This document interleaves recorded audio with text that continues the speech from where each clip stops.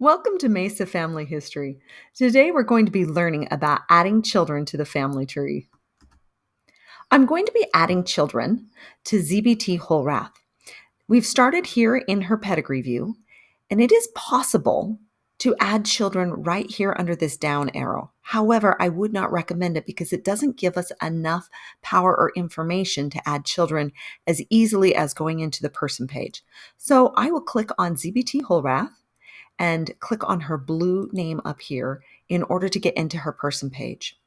Once I've come to her person page, I am going to scroll down until I come to family members. This is the point where we can see the family units that exist. She has two husbands. Her first is Edward Rao, and her second is George Slauson. And we can see the first family unit here with the children that are listed. And down here, we see our second family unit. So as I am adding children, I need to make sure that I'm adding them to the correct family unit. This first child, Louise Slauson, is actually in the wrong family. When I added Edward, Louise was already in as a child, and so it defaulted Louise to the first marriage. When we are done adding children, I will show you how to move Louise from this first marriage to the second marriage. Now, Louise and Edward did have a child together, and I am going to click Add Child to show you how to do that. Her name was Margaret. Let's see if I can spell this right. Rao. She was female. She is deceased, and you need to make sure you click both the female and the status, or the sex and the status. And then I will enter a birth date for her, and 12 April 1918 was her birthday, and I want to standardize by clicking on the calendar option. And she was born in St. Louis, Missouri. And I will standardize that as well. She died in 1980 in Illinois. I'm going to scroll down. I'm going to click back into where I started typing Illinois. I'm going to click the space bar, or I could continue typing Illinois, and it brings up the option down here, and I will click on it and click Next. The system goes out and searches to see if there is another Margaret Rao in the system.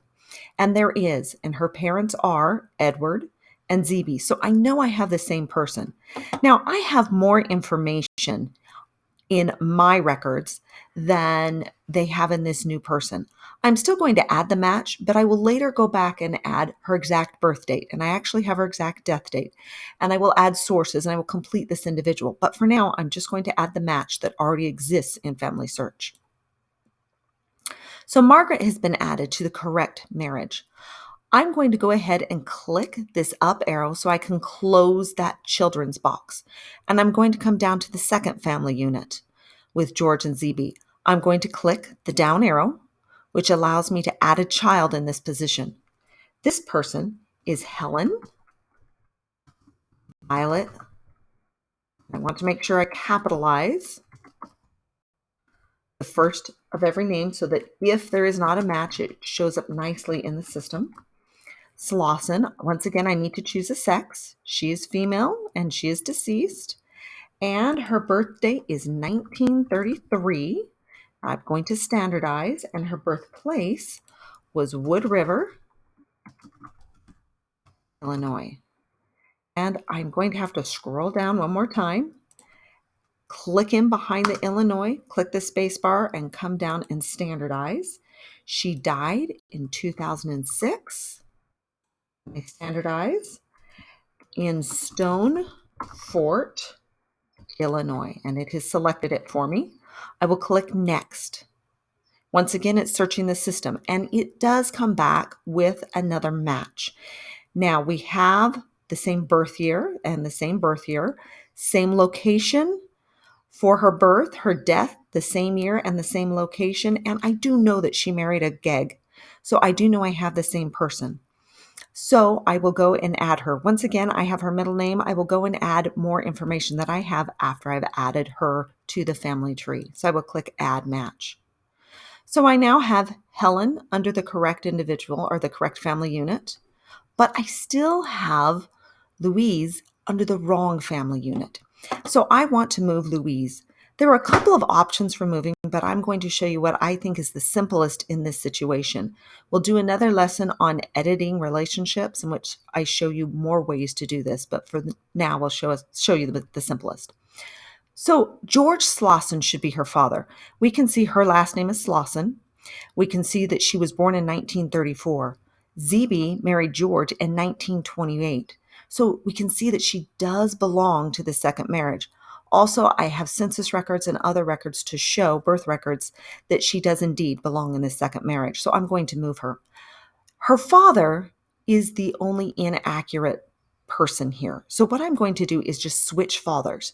To do that, I'm going to left click on George Slauson's ID number, and I'm going to copy his ID.